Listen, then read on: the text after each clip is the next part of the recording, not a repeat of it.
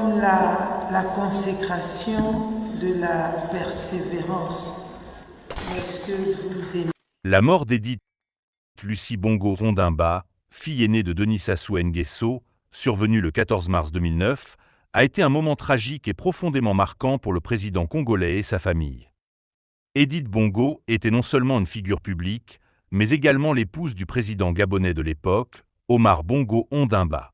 Sa disparition a provoqué une onde de choc dans les sphères politiques et familiales, en raison de son rôle central dans le renforcement des liens entre les familles dirigeantes du Gabon et du Congo-Brazzaville. Dans son livre, Robert Bourgui confirme que Denis Sassou Nguesso avait accusé à demi-mot le président Omar Bongo du Gabon d'avoir tué sa fille Edith Lucy Bongo. Dans son livre, Robert Bourgi évoque effectivement des tensions entre Denis Sassou Nguesso, président de la République du Congo, et Omar Bongo, ancien président du Gabon. Bourgi, proche des cercles de pouvoir en Afrique francophone, rapporte que Sassou Nguesso aurait exprimé des suspicions concernant le décès de sa fille Edith Lucy Bongo, épouse d'Omar Bongo, en 2009. Il semble que des insinuations aient été faites, sans preuve directe, suggérant que Sassou Nguesso considérait l'entourage de Bongo, voire Bongo lui-même, comme ayant une responsabilité dans cette tragédie. Cependant, cette accusation n'a jamais été formellement formulée dans un cadre officiel par Sassou Nguesso, restant plutôt dans le domaine des sous-entendus et de la rumeur. Le décès d'Edith Lucy Bongo, après une longue maladie, a fait l'objet de nombreuses spéculations, mais aucun élément concret ne prouve une implication directe d'Omar Bongo ou de son entourage. Ce contexte ajoute à la complexité des relations entre les deux chefs d'État, qui étaient non seulement des alliés politiques mais aussi liés par la famille, un lien qui rendait toute accusation ou rumeur particulièrement sensible. Dans son livre, Robert Bourgi évoque effectivement des tensions entre Denis Sassou Nguesso, président de la République du Congo, et Omar Bongo, ancien président du Gabon suite à la mort d'Edith Bongo. Quelles furent les conséquences et les implications de cette affaire? De quoi était exactement morte Edith Lucy Bongo? La mort d'Edith Lucy Bongo en 2009 a marqué un moment délicat dans les relations entre Denis Sassou Nguesso et Omar Bongo. Fille de Sassou Nguesso et épouse d'Omar Bongo, elle symbolisait une alliance stratégique entre les deux pays et familles dirigeantes du Congo-Brazzaville et du Gabon. Sundexadank non seulement eu un impact personnel sur les deux présidents, mais aussi de répercussions politiques dans la région. Circonstances de la mort d'Edith Lucy Bongo. Edith Lucy Bongo est décédée à l'âge de 45 ans, officiellement des suites d'une longue maladie, bien que la nature exacte de cette maladie n'ait jamais été précisée dans les communiqués officiels. Selon certaines sources, elle aurait souffert de problèmes de santé depuis plusieurs années. Le mystère entourant les circonstances exactes de sa mort a alimenté les rumeurs, notamment celles relayées par Robert Bourgi dans son livre. Certains proches du pouvoir congolais, y compris Sassou Nguesso lui-même selon Bourgi, ont émis des soupçons concernant le rôle de l'entourage d'Omar Bongo, voire de Bongo lui-même, dans sa détérioration. Conséquences et implications politiques. La mort d'Edith Lucy a non seulement créé un fossé émotionnel entre Sassou Nguesso et Omar Bongo, mais elle a aussi fragilisé l'alliance stratégique entre le Congo-Brazzaville et le Gabon. Jusqu'alors, cette alliance s'était appuyée sur le mariage entre leurs familles, consolidant leurs liens politiques et économiques. Après son décès, les relations entre les deux présidents sont devenues plus distantes et empreintes d'une méfiance mutuelle. Sur le plan diplomatique, les relations entre le Congo et le Gabon sont restées poliment cordiales, mais certains analystes ont noté que la coopération économique et politique entre les deux pays semblait moins fluide qu'auparavant. Cette méfiance, nourrie par les suspicions autour du décès d'Edith Lucy, a également influencé les jeux d'alliances régionales, où chaque pays a cherché à affirmer son influence en Afrique centrale indépendamment de l'autre. La réaction de la population et des proches. La mort d'Edith Lucy a provoqué des réactions émotionnelles au Congo-Brazzaville, où elle était une figure populaire et aimée. Au Gabon, elle était respectée pour son rôle d'épouse du président et pour ses engagements sociaux, mais sa disparition a aussi suscité de l'incompréhension. Pour les Congolais, les rumeurs de malveillance dans son décès ont alimenté une perception négative d'Omar Bongo et de son régime. En somme, la mort d'Edith Lucy Bongo a eu des conséquences bien au-delà de l'aspect personnel. Elle a affaibli une alliance stratégique et fragilisé la diplomatie entre le Congo et le Gabon, tout en nourrissant des rumeurs qui ont entaché l'image des deux présidents, renforçant la méfiance entre leurs entourages respectifs. Denis Sassou Nguesso avait mal vécu la mort de sa fille Edith Bongo, comment cela avait affecté lui et sa famille. La mort d'Edith Lucie Bongo a été un choc profond pour Denis Sassou Nguesso et sa famille. Elle était très proche de son père, et sa disparition a laissé un vide immense pour Sassou Nguesso, qui a dû faire face à la perte tragique de sa fille tout en continuant à diriger le Congo. Cette épreuve a eu des conséquences émotionnelles et familiales importantes. Impact émotionnel sur Denis Sassou Nguesso. Denis Sassou Nguesso a été profondément affecté par la mort de sa fille. En tant que président, il était habitué à gérer des crises politiques et des conflits, mais cette tragédie personnelle l'a touché de manière intime et l'a visiblement affecté dans ses apparitions publiques.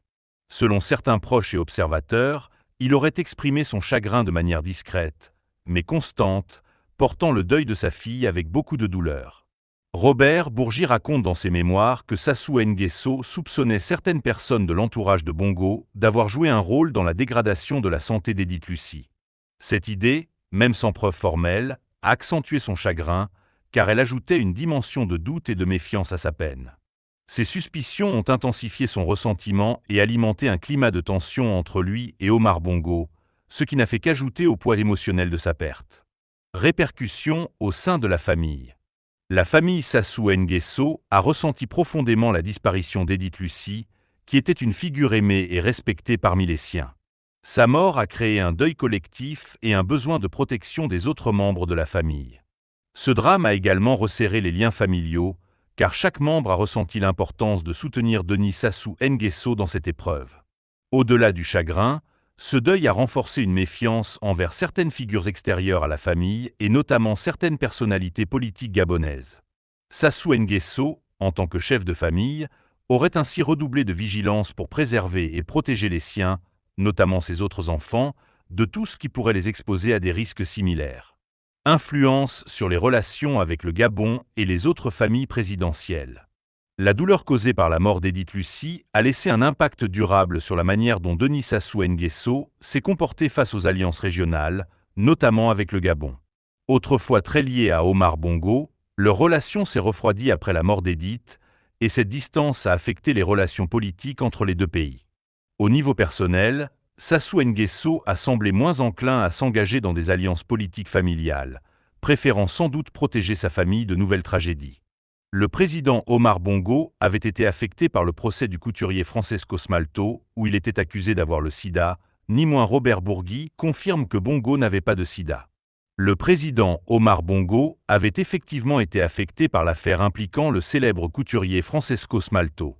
En 2004, lors d'un procès à Paris pour blanchiment d'argent, des accusations avaient été portées affirmant que Bongo était séropositif. Cette rumeur, propagée dans le cadre de ce procès, avait profondément affecté l'image publique de Bongo, qui a toujours cherché à cultiver une apparence de santé et de force pour asseoir son autorité. Selon Robert Bourgi, qui était proche d'Omar Bongo et connaissait bien les cercles du pouvoir en Afrique francophone, ces accusations étaient fausses. Bourgi affirme dans ses mémoires que Bongo ne souffrait pas du sida, et que cette rumeur avait été utilisée par des adversaires pour affaiblir son image et miner son influence. Bourgi précise que cette information infondée avait été très difficile pour Bongo, d'autant plus que la rumeur touchait un sujet tabou et sensible, pouvant nuire à la perception de sa virilité et de son leadership. Conséquence de la rumeur sur Omar Bongo. Pour Bongo, cette accusation n'était pas seulement une atteinte à son image personnelle, mais elle représentait également une tentative de saper sa position politique.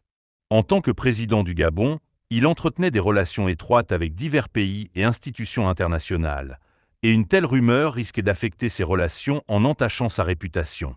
En somme, la perte d'Edith Lucie Bongo a marqué un tournant émotionnel et politique pour Denis Sassou Nguesso, influençant sa vision de la famille et des alliances. Ce drame a renforcé la détermination de Sassou Nguesso à protéger ses proches tout en laissant une marque indélébile sur son propre parcours. Bien que Bongo n'ait pas officiellement répondu à ces accusations, le retentissement de cette affaire en France et au Gabon a laissé des traces. Le président, habitué à faire face à des critiques sur des questions de gouvernance et de gestion des ressources, n'avait sans doute pas anticipé une attaque sur sa santé. Selon certains observateurs, cette affaire l'a rendu plus méfiant et plus soucieux de contrôler son image publique. Impact personnel et politique. Cette affaire a également renforcé l'attachement de Bongo au cercle de conseillers fidèles, comme Robert Bourgi, qui pouvait défendre son honneur et son image à l'étranger. L'impact émotionnel de cette rumeur a marqué Bongo, lui rappelant la vulnérabilité des chefs d'État face aux manipulations médiatiques. En dépit de cela, Bongo est resté en fonction jusqu'à son décès en 2009, sans que sa santé ne soit officiellement remise en question. En conclusion, le procès Francesco Smalto et les rumeurs de sida ont eu un effet perturbant sur Omar Bongo, mais il a pu compter sur le soutien de ses proches et de conseillers comme Bourgi pour défendre son intégrité. Ces accusations n'ont finalement pas réussi à ébranler sa position politique, mais elles ont sans doute affecté son ressenti personnel et sa vigilance envers les attaques visant son image. Une perte difficile à surmonter. Pour Denis Sassou Nguesso et sa famille, la mort d'Edith Bongo reste un épisode profondément douloureux qui a marqué leur histoire personnelle et publique. Cette tragédie a montré que, malgré leur statut et leur pouvoir, ils ne sont pas à l'abri des épreuves humaines universelles, comme la perte d'un être cher. C'est tout pour aujourd'hui, mais si vous êtes nouveau ici, je vous demande de soutenir la chaîne en vous abonnant et en appuyant sur la cloche de notification, afin que YouTube vous avertisse chaque fois que nous téléchargeons une nouvelle vidéo informative comme celle-ci. Aimez et partagez cette vidéo, et bien sûr, n'oubliez pas de nous laisser un commentaire en nous disant de quel pays vous regardez la vidéo. La question du jour est: comment pensez-vous que la mort d'Edith Bongo a influencé les décisions politiques de Denis Sassou Nguesso et son rapport à la famille et aux alliances stratégiques entre le Congo et le Gabon? Laissez-nous vos commentaires en bas. Merci.